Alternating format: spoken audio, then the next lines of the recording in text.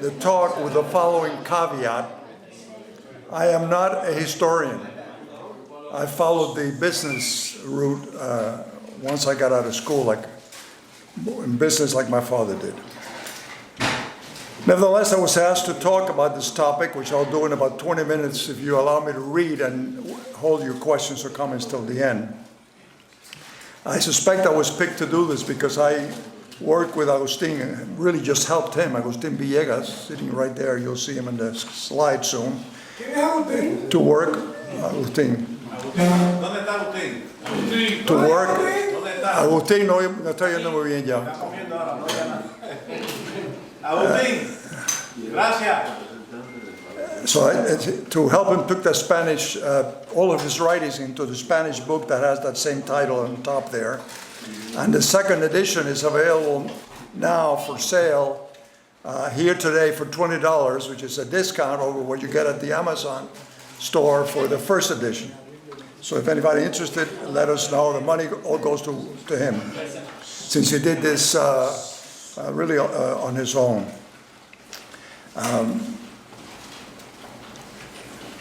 So I said, hold your questions till I finish. Now I have to see why it doesn't move to the next slide. There we go.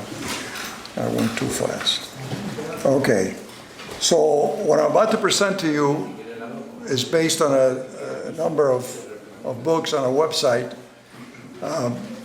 Basically, what I call the legacy documents, the most important legacy documents from Cuba of the ACU. The 1963 convention of the ACU in Atlanta, which was the first one we held here, after all the prisoners had returned, had been swapped for tractors and money from Cuba. Agustin's book, which is the primary source for the people we're going to talk about, the ones they selected as heroes of Cuba and heroes of Cuba and martyrs of Christ. And a book that I've written myself is done, but I wrote it in English, and I come back to it at the end, but I'm in the process of translating it into Spanish, because there might be somebody interested in publishing it. So, but it will be available electronically, and when it's done in both languages, I'll let everybody know. Whoever wants it, I'm not doing it for money. I'm doing it because I felt a calling to write that book for the restoration of Marian sodalities around the world. So Agustin was a contemporary. You can see it in his picture there. He was a contemporary of the martyrs. He got to know the ACU in Cuba and became a practicing Catholic after reading some 50 ACU booklets on dogma, apologetics, and morals that were the biggest growing religious publications in Cuba at the time. This is the 50s.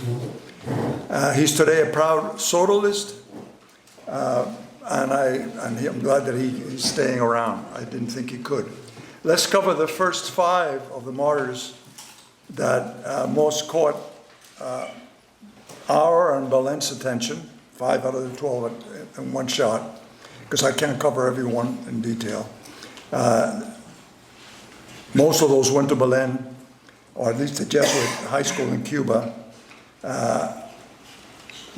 And they actually reside in the, I don't know if they call it this, but the Belen Walk of Fame on the second floor of the administration building. Walmart. This young, what do you call it, a Walmart? Wall of Martyrs at Belen. So I'm going to go to that 1963, as an introduction, I'm going to go to the 1963 a memorial of all that was said in that conference, a convent. I read it, a convention rather. I read it and I felt like the ACU of the US was just like the ACU of Cuba.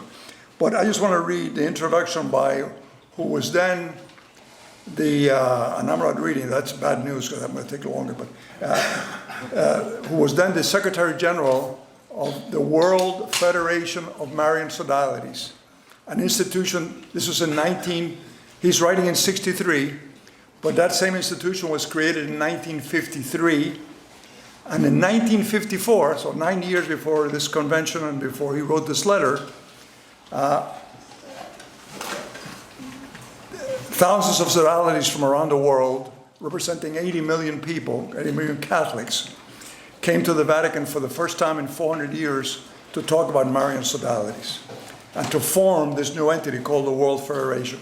At that conference in 54, the ACU was 23 years old. The ACU started in 1931 in Cuba. The one in Rome, which was the first one, had 400 plus years of existence. Yet, at that conference, the days that went on, it was decided and voted on that the model university society, sodality for the world was the Agrupación Católica Universitaria. And to underline that point, it was said, but even if it hadn't been said, that was underlined by the fact that they said, we need a president for the World Federation for first 5-year term. And we're picking Jose Ignacio Lazaga Travieso, a previous ACU president, a founder of the ACU in Cuba, an ACU president, and became president of this World Federation. So Father Paulusen said this. I've said so much already. He said everywhere, this is Father Paulusen, he couldn't attend. He was invited to the convention, but he couldn't attend. He sent a letter. He knew the ACU, of course, since he was the Secretary General and our guy was the president. He says everywhere, he said, but nowhere more than at the council. He was talking about Vatican II. He didn't need to say it. It was 1963. There is a need for formed Catholics. Yet, what are the Marian sodalities for? Is not to form them. But let's be clear, and this gets to why I wrote my little book. Let's be clear that there are falsifiers, and that many Marian sodalities are so only in name. Neither sodalist, nor indeed their director, know an authentic Marian sodality and its characteristics. May the Lord, he finished, through the intercession of this most blessed Mother, gift agrupados with the grace to propagate, with word and example, the fruits an authentic Marian sodality offers the Church, while concurrently accelerate a victorious return to the motherland, referring to Cuba. So it may be triumphantly restore the Republic of Cuba, Catholic and Marian, over the ruins evil has wrought on it. So this is 1963. The prisoners had just come back, first convention, and he's prophesying about the future of the ACU in Cuba, and back in Cuba. Now, I want to put I want to go back to my notes so I don't go too long. Now, by way of background, we should state that these two holy men that led the ACU exclusively for 80 years were factories of religious vocations, which is the main reason why ACU gets picked as the model for the world, because of the number of vocations that came out of those first 23 years. And as forgers of these heroes and martyrs. And I'm going to provide you some evidence for that. The Church of Cuba has already recognized the founder, Felipe Rey de Castro on the left, a de facto servant of God. Because a bishop, and in fact the Archbishop of Havana is also the primate of the church in Cuba, he has chosen to honor him by having Father Rojas, when he was I'm getting off script again, having Father Rojas, when he was pastor of the Jesuit headquarters church in Cuba, exhumed the remains of Father Rey de Castro.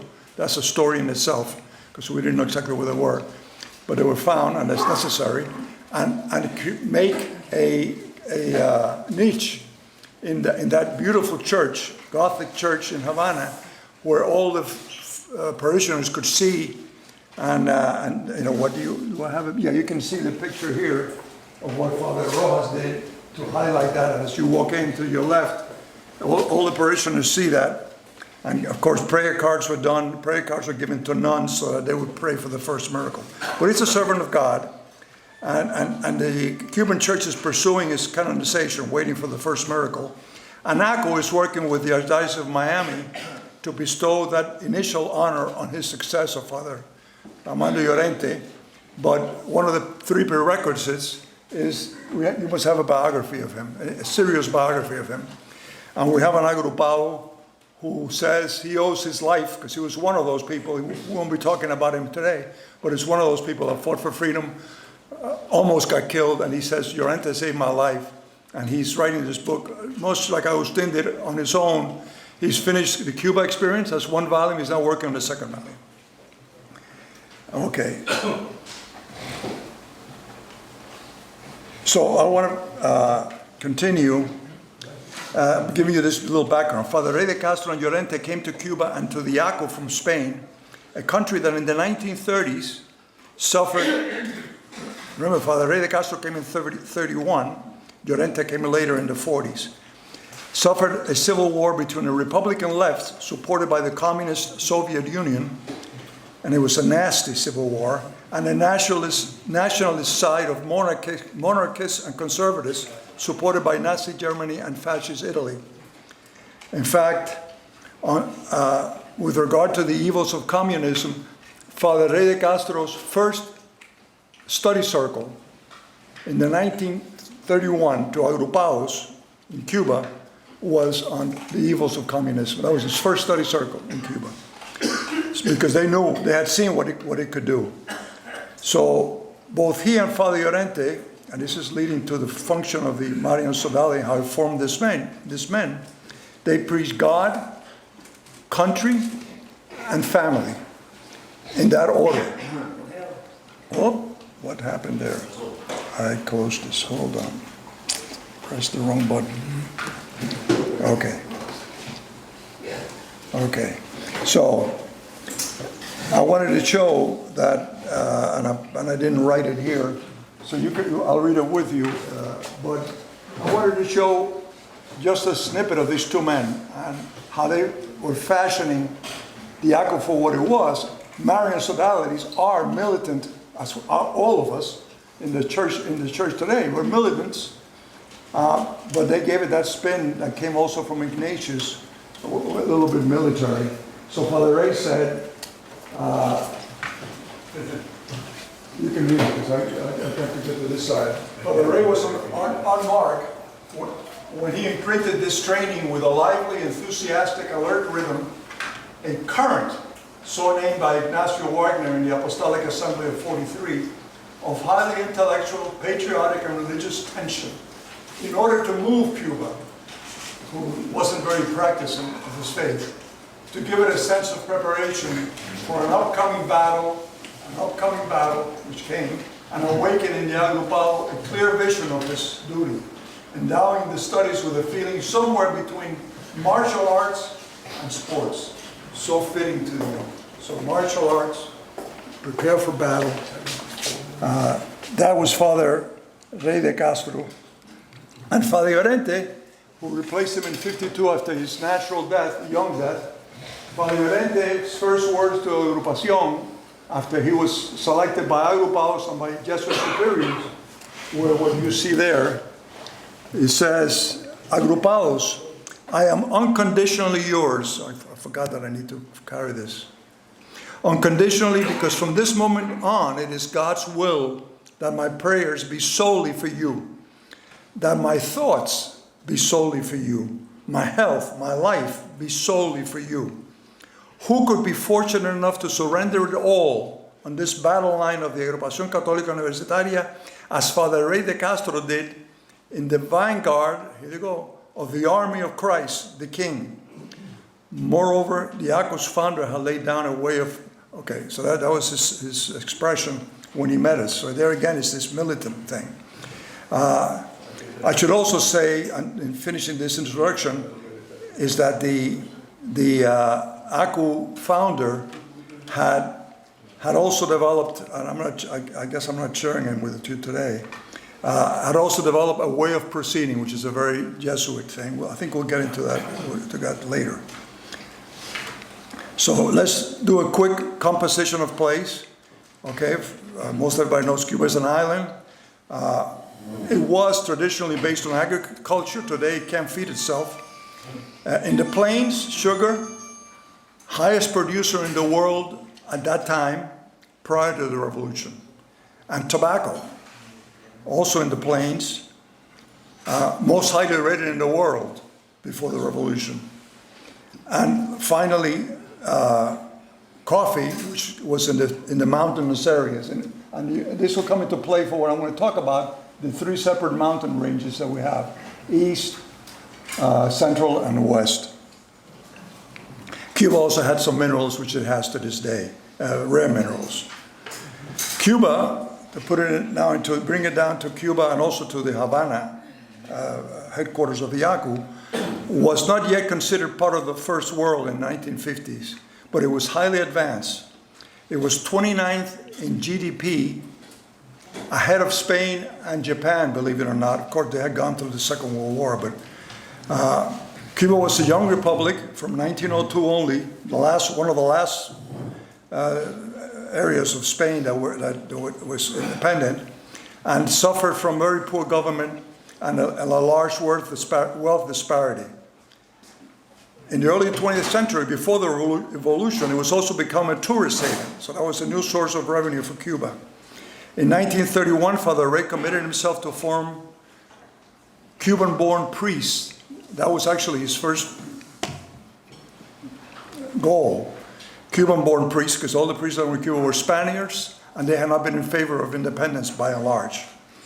And religious people, and of course other Catholic role model men and women, because there was a women equivalent group in Cuba to the ACU, role model and professional men to help him bring Cuban society back to Christ. He would do so by living with young university men in a location right next to the university, the only university at the time in Cuba, which is this whole area right here. You can see there, and here was the ACU. The ACU had a half of a square block. I've been on this outside, I've not been able to get into it. And it had to be he insisted that the ACU be located a short walking distance from the university. I remember reading, when I looked at the records in Cuba, a handwritten note by him in Spanish that said to his superior, "No quiero que estos niños traigan sus carritos, tengan que montarse en su carrito." Okay. He was set on having a walking distance, and you can see it was. I've walked that, it's not very far. That campus, as I said, covered half a square, a city block, and it had a residence for 70 students, mostly from the interior of the country. Not that some Havanians couldn't live there, but mostly it was from outside Havana, because they all came to that university. So I mentioned earlier that the ACU, to wrap this up, had a way of proceeding. I'm not going to take you through that, I don't have time. But the important point to tie into what we said earlier about a militant church is that he asked that he wanted an agrupado in each top position everywhere all over Cuba. That was the goal for the agrupado man or women. There were very few women at the time. But that was the goal that he positioned. So it's not surprising then that in this country that had had a coup d'etat in 1952, just after he died, who had had bad government for basically 50 years, corrupt, wealth inequality and so on, that the students, the young people in particular, began to oppose the government. And we're in the 50s, so in this case it's Batista, Fulgencio Batista. And it turns out that not all the organizations, I've only put here the ones that was singled out, because although he just told me before this, when I showed him this, he said, hey, these were most of the organizations. And they were basically all either led or staffed by the Agrupación Católica Universitaria. Some of the names you see down there are names that I know and people I've met. Jesus is here, I think. No, he's not here. Okay. David Cabarrocas just passed away. We had a function for him Saturday. Okay. Valentina Arena's grandson is my neighbor, but he's not. I haven't convinced him to come here. He went via Venezuela. Jose Naco Rasco, his son, was and may still be the mayor of Key Biscayne. and so on. So Alberto Muller was in prison, is the one who says owes his life to Llorente, and he's the one writing his biography. So this is, so now to get to this first set of men, it's not surprising then that the Agrupados formed or quickly joined groups that demanded change away from tyranny to democracy and social justice, corruption to integrity, atheism to Christianity. Castro also had a movement called July 26, and he was receiving support from abroad. The Holy See asked the church in 1958, Castro had started his thing in 53, and then 56, he got to the mountains, and so on. In 58, asked the church in Cuba to inquire and report back on the leader of the movement, July 26, and on his intentions, because it looked like he might be the guy who would, take over the government from Batista, who was not being sold arms from the U.S. at that time. So the task fell on ACU director at the time, Father Llorente. He went to the rebel base in the eastern mountains range that you saw in the picture with Agrupado Julio Bordas, who I think still lives. I've met with him, and he told me the story. He's here. He's here? No, okay, he's not here, but he comes here on Saturdays sometimes. So, and Llorente filed a report confirming that Fidel had lost his faith and that he was an adherent to communist ideology. Out of concern, upon hearing that report from Llorente, some Agrupados infiltrated the revolutionary group of July 26 in the two active fronts they had at the time, on the eastern and the central mountain chains of Cuba, which is where they were holed up.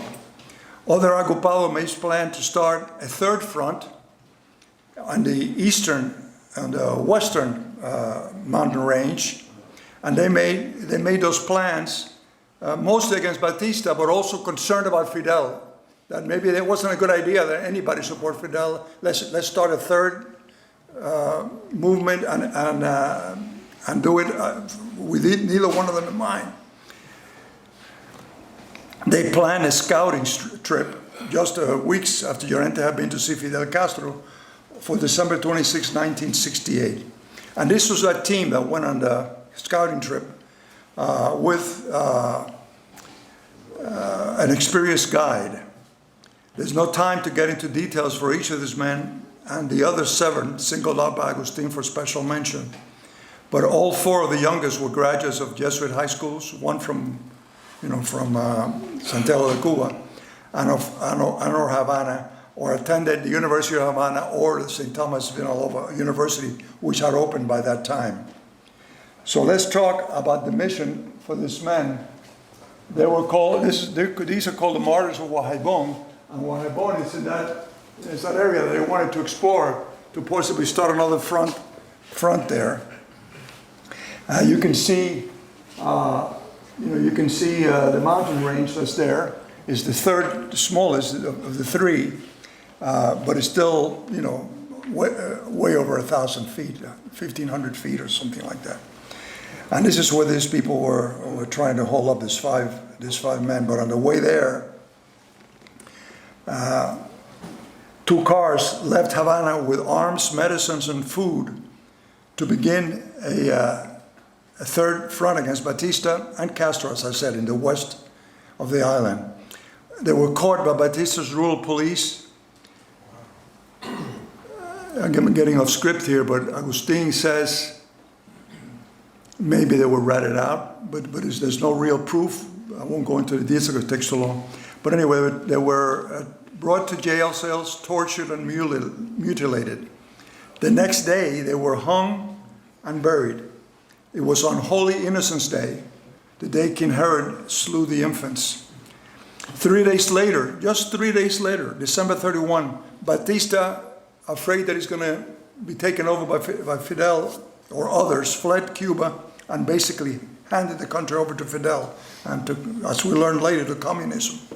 Field workers that witnessed events spoke up and took investigators to the burial site. They found a vulture picking at a not fully interred hand, and that pinpointed the exact location. Father Llorente, who was there, talked with a rural police driver and identified the slain agrupados and their guide. From then on, freedom-fighting agrupados began concentrating their efforts just against Fidel, since the government had been turned over to him. There is a modest monument to this man on the grounds of leading up to that mountains where the bodies were found. Jerry Fernandez and I actually got passports just about a year ago and decided to pilgrimage to that site. I've seen the small monument in a picture. So, because I've been to Cuba so many times, I talked to the Bishop of Pinar del Rio, which is the province where that is, and he said, "Don't do it. Don't do it on your own. The last leg has to be done on horseback. When you're ready, I'll arrange it all for you, and I'll send a guide with you and everything else." So that project is on hold, but we're determined to do it when the time is right. So I want these people, the few of these people, the ones who have records for, to speak for themselves. Okay, Agustin says this young man was probably the purest of heart of all the five that went on this particular expedition. And he wrote just before he left on this trip. He was 19. It was his mother's birthday. And you can see the purity of heart, the juvenile wording and so on, expressions. He left her a note saying, "Today is a different day, different from all the rest. It is neither Easter nor Christmas Day.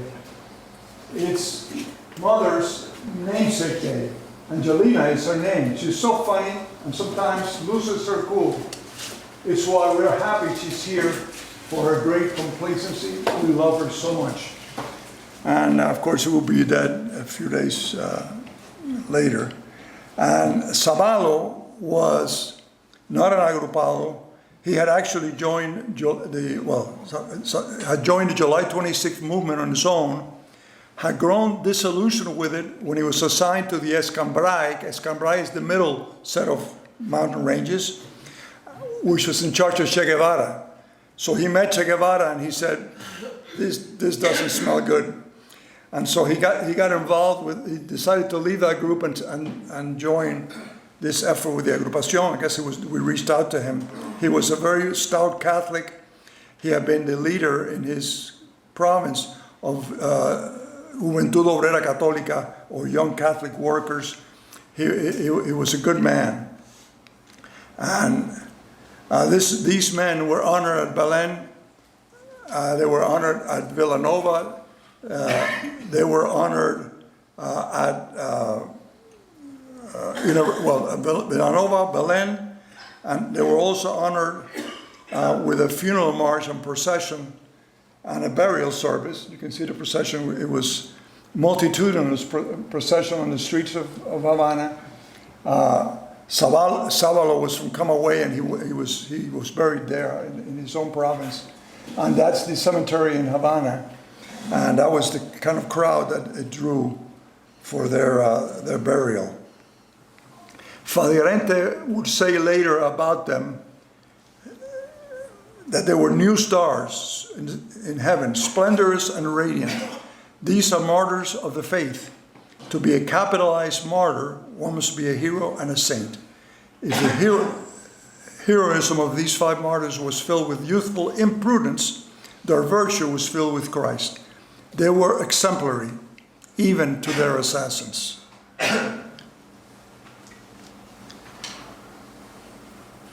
Other agrupados, freedom fighters, took different missions and also paid the ultimate price. They took to local insurgency, and others took frontal attack from abroad through an invasion.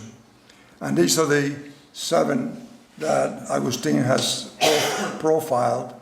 Again, Somaco names appear. Suarez Carreño, I guess his grandson or son comes here, and his great-grandson. Oh, yeah, Carreño's right here. Primo Segundo. And he was I just heard he was a school buddy of one of the guys here. Perdona, es campanería, no campanera. Sí, me equivoqué, eso fue la computadora, campanería. Okay.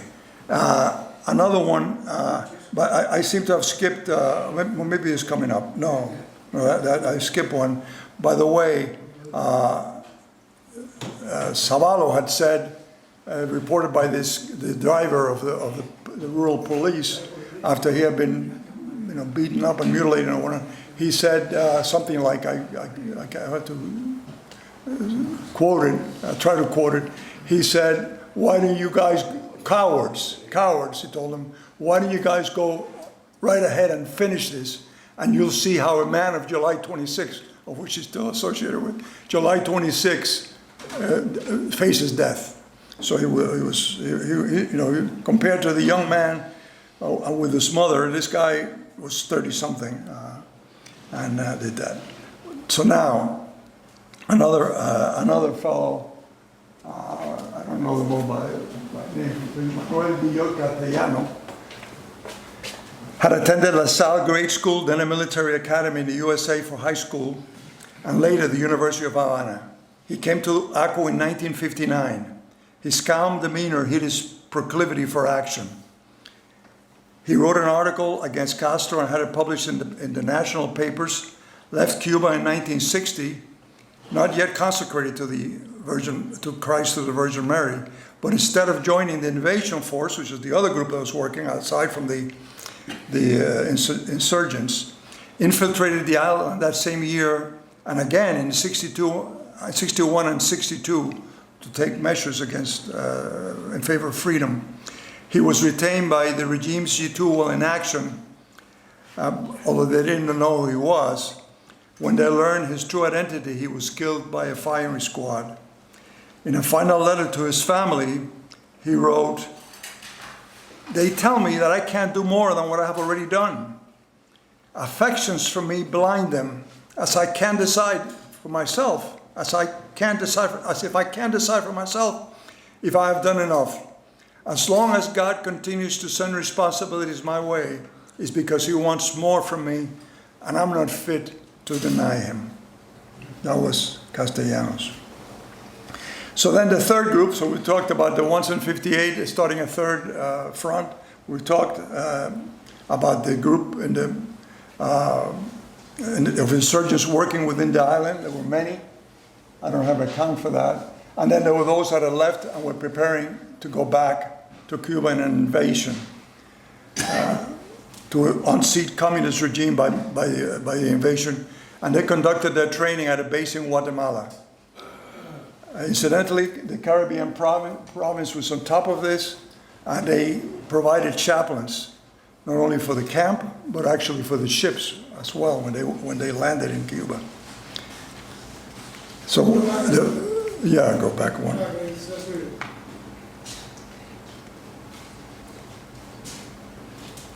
This, by the way, the reason I've done it in this format, which requires reading, which I don't want you to do, is that I want this to be saved.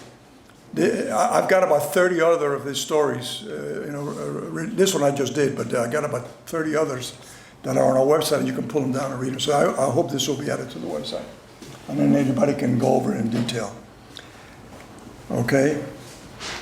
So here we had a death before it even got started. Okay, Carlos Rodriguez Santana had to quit the university when it was closed because Batista, with all the troubles from the university, decided to close the universities at the end of the 50s. And he agreed to travel the island with Christ as his companion in order to seed anti-communist sentiment throughout the island. Then he left Cuba to train for this invasion, becoming a trainer himself. And he was the first to die in a pre-invasion exercise. They were scaling up a mountain, like 750 or 800 feet mountain. He went up last, and he had an accident, dropped, and died on his death. Those of you who know that the assault force was called Assault Brigade 2506. That was his number, because he was the first of that assault force that died for the cause of freedom in Cuba. So his number is the one that's carried. And he wrote a letter to his parents. It's kind of long, but I think, I want you to hear them talking. It says, "Dear brothers," this is his brothers, "just a few words that will reach you. You don't worry about reading it, just listen to me. Reach you only if my endeavor to bring about a truly free, democratic, and just Cuba. I am called to God. I much regret not having been able to say goodbye to you, to Auntie and Pepe, for circumstances did not allow me to do so. I only desire that this, my last message to you," this was before, he didn't know he was going to die a few days later, be lost in thin air. A new Cuba has been born, like you have never imagined before, with sincere men. I think he's talking about the Agua here, but it doesn't say it. With sincere men, just, trustworthy, guiding his destinies temporarily until the people, in fair elections, select their successors assured of fair conditions. But my message to you cannot be reduced to what you will be experiencing when you read it, but rather so you will understand, as I did one day, the reason for my participation in this work, whose height and transcendence make its laborers humble themselves before its grandeur. Everything comes down to a single thought, a single feeling, a single will, God. You knew me in my wayward phase, but you didn't experiment as I did the profound change that takes place in he who sets his sights on high, disdaining the naders, leaving behind the quagmire to rise on that one road that leads firmly and surely to eternal success, to infinite joy, the Church of God. And it is to defend that road, yesterday blocked by atheistic materialism, he puts in parentheses, for you and for all Cubans, that God may call me to battle, and I answered, present. I beseech you not to waste the sacrifice of so many Cuban lives, and to also answer present as the hour demands. It will be the best vote you can cast in favor of our actions. I beg you to also raise your sights on high, for that is where the truth is. And we fool ourselves when we don't accept it. I await you, watching and praying for you. Love, Carly, which was his name. So he didn't make it, but the rest of the men had a plan, drawn up with the support of the CIA. The invasion was carried out on April 17, 1961, and it failed. I think it's fair to say, this is my judgment, but I think I've read it enough times, primarily because the U.S. promised air campaign, but it did not materialize. Men died, and the others were sent to prison. So here's one letter signed by 40 agrupados that was sent clandestinely to the Atlanta conference. I tried to visualize this, and so I've put a representation up. This is the prison itself, and I've put a vision of what I imagine they meant when they said this. And they sent in a letter. It was longer, but I only took a piece out of it. When we got to the island, which was called the Isle of Pines at the time, we were taken to the pavilion. I would call them rotundas, but the letter said literally pavilion. And the first thing that got our attention was a wall with handwriting of the Marian sodality initials. You can barely see them up there in the middle where I put them, followed by the names of all the agrupados that had preceded us. We immediately felt almost family. Then for the convention in '63, the men went back. They decided to do a survey of as many as wanted to answer about their experience in prison and their experiences in war. And I've reduced it to these few words here. And it says, and it's a compendium of various letters, not just one, this one. It says, I began to conspire in '59. I had heard of the Agrupación, but when my agrupado friends talked of it, I presumed there was much exaggeration. One day I decided to visit and was so impressed that I continued going. In March 1960, I did the exercises. What had been just an adventure and limited to throw communism out of Cuba turned into an endeavor of spiritual proportions and imponderables in a cause so noble that the only master I could have was Christ. There are always problems, a wide gamut of them that arrive in different ways and different moments with varying intensity. Parents are always tugging at one's heart. Explanations, pious lies, much effort must be made to fool them and avoid worrying them. But when one marries, things change. When I decided to marry, I told my later wife that I would not turn my back on this. She accepted it, but it is difficult to see her worried and nervous when I go on a mission. And for that reason, there have been difficult sentimental moments. The struggle called for many sacrifices. Those married put their families and economic stability at risk. Most of us had to forget about our careers, and at a young age had to forget about books, turning them into arms. The change was big, radical, but so also huge, the grace received. And today, we're doctors, lawyers, engineers, and find ourselves as generals in the struggle. The change came along with sacrifice, and sacrifice meant and materialized in the form of death, imprisonment, tortures, as much moral as psychological and physical. And at the end of the day, the sacrifice represents total dedication. Difficult decisions, practical difficulties, and all sorts of feelings for the sake of the struggle. On December 21, 1962, the U.S. paid for the release of these men, and on December 29th, 1962, President Kennedy promised them a free Cuba. I'm almost at the end, guys. It seems another U.S. president today will keep his word from 1962. Agrupados were disproportionately represented in the ranks of the, if I made any contribution to this exercise, it's this. Working with Agustin, he said of the initial people that signed up for the brigade, I took the first 29, 58% of them were agrupados. And when you all count all 1,400 of them, this is a number from Jesus Permuy, who said they did the exercise. I didn't do it. He said it was 14%. But that was tremendous. But to put that in perspective, you have to consider that agrupados that got exiled from Cuba with men their own age were insignificant number of the total. So there's a way of representation. Is Emilio Martinez Venegas related to Agustin? No, not related to Agustin Villegas. Venegas, no Villegas. Villegas. Yeah, okay. Okay, no problem. So, and that 60. Okay. Sergio, everything? Well, it might have been the first 29, but I don't know offhand. You're reading it. Those are the numbers. Those are just the first 29, mind you. Okay, you have to. By the way, this is an agrupado who was essentially the voice of the invasion. Okay, you know he's from his theater in Little Havana. Manuel Artime is in his name, and he's the one that Kennedy gave the Cuban flag to and promised to free Cuba. It was an agrupado.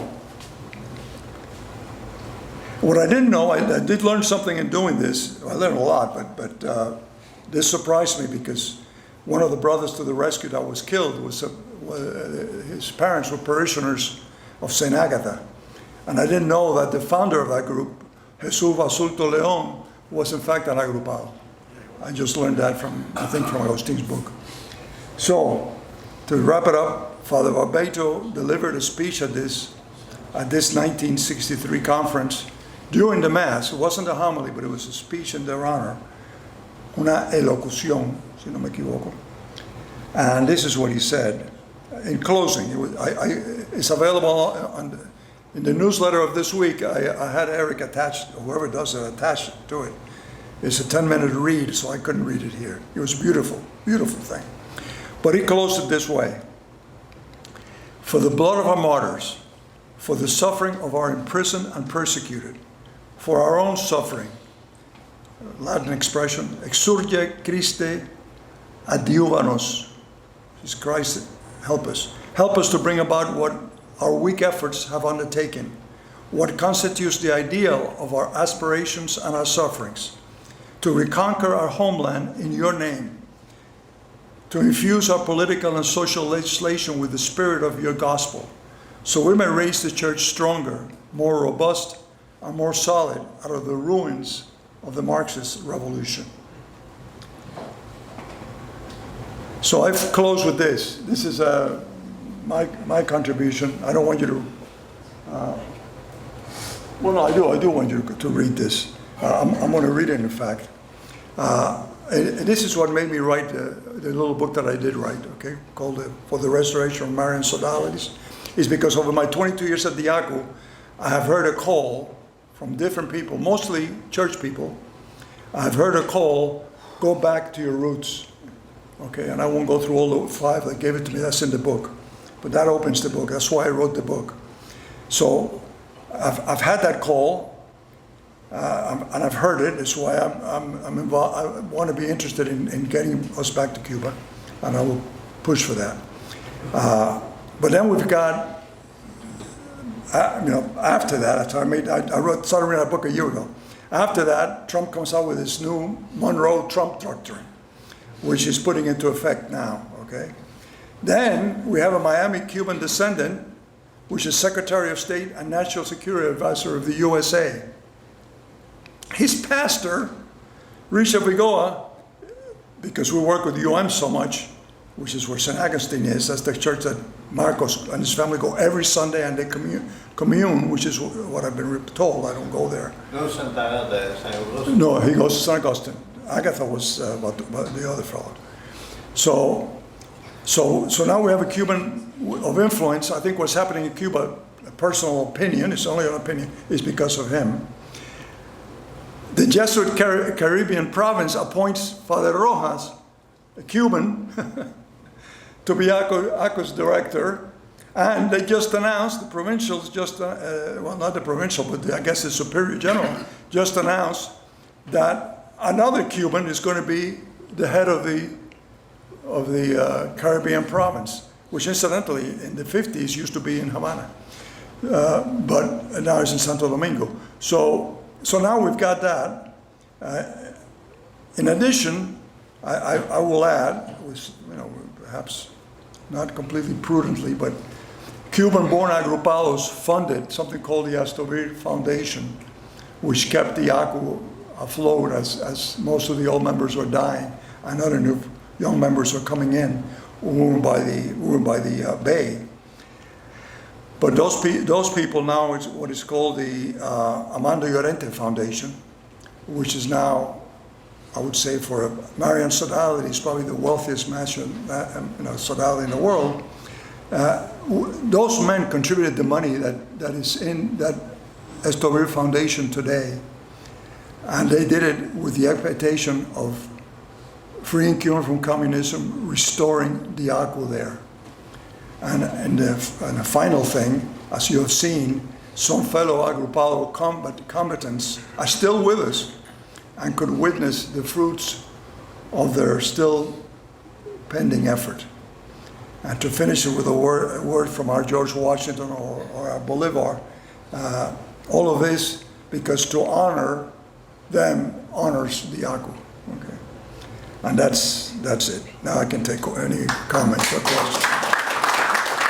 Sorry for the time. I'm notorious for taking more time than I'm allotted, but I try to put a little heart into it. Okay. Así sea. Amén. Amén. Yo creo que yo estoy muy optimista. As it turns out, this is a side story. I don't know if I won't exercise it without getting, I've told them already, but an okay from management. I have a Cuban who's a neighbor, and he told me long ago, I don't see him much because I don't go to the club anymore, but when we both went to the club at Doral, he told me that Marco Rubio basically grew up in his house. This Marco would spend all of his free time after school and so on with my children. And he's like I'm like his second father. And then he told me details, which I don't feel comfortable telling them. But he gave me detail that made me believe that's actually true. So I think that I could even get to Marco Rubio if the ACU wanted to do that. I think Llorente knew Fidel Castro. Llorente knew Prio Socarrás. We had contacts with, which are useful to get things done. And my God, like I said, the signs of the time is, this is the time, this is the time. So I hope it happens. Anybody have any questions? You just want to get out of here. It's late. It's late. ¿Tú conocías a alguien de esta gente? ¿Goyo, más viejos aquí? ¿Goyo, no? ¿A quién? A esto primero. No sé qué pasó aquí. ¿A qué nombre tú estabas apuntando? ¿A qué nombre? Goyo. Goyo, ¿tú conocías a alguien de esta gente aquí? ¿Pero qué? ¿Cuál es esta gente? Tú dices lo que está... ¿Tú conocías de los mártires de la agrupación? ¿Conocías a alguno? De los 20. De los mártires de la agrupación, ¿tú conocías a alguno? ¿Que se conocía a algún mártir? Sí. Sergio, sí, mira. Sergio, Yo los conocí a todos. Aquí está, Calleja. levanta el micrófono. Tráelo. Y vaya, aquí está. Lleva a mí. Traiga. Está para eso. Y Agustín. Aquí está. Tú dices esto de acá, esto de acá. Aquí dice uno que vivió en esa residencia. He lived in the residence in Cuba. In the I live in the residency in Havana from 53 to 60. And so I knew all of them because they would wear the aqua every day. So I saw them very often. I was very familiar and very friendly with them. So they all were excellent. Fantastic guys, very Christian,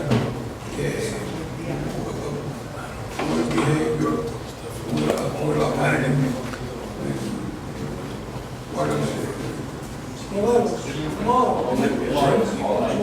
Well, another reason I wrote this little book is that because I was involved. Sorry, I didn't mean to interrupt you. Go ahead. Carlos was the roommate of mine in Havana. Who's on that list?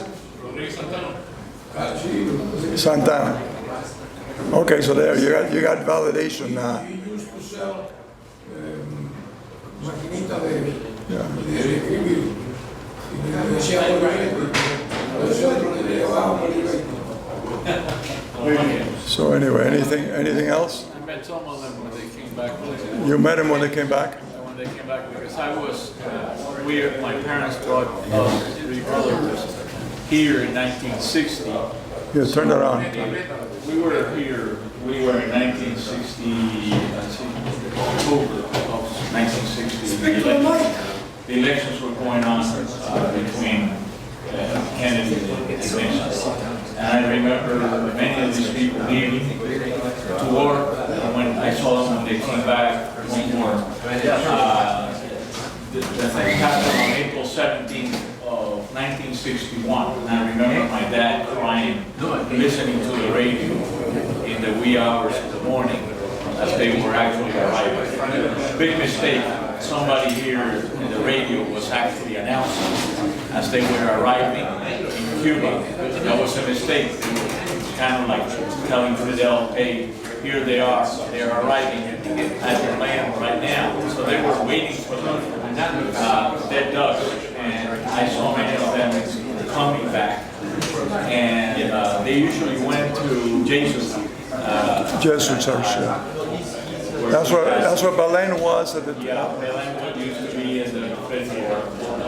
And my dad actually taught in Belen at that time.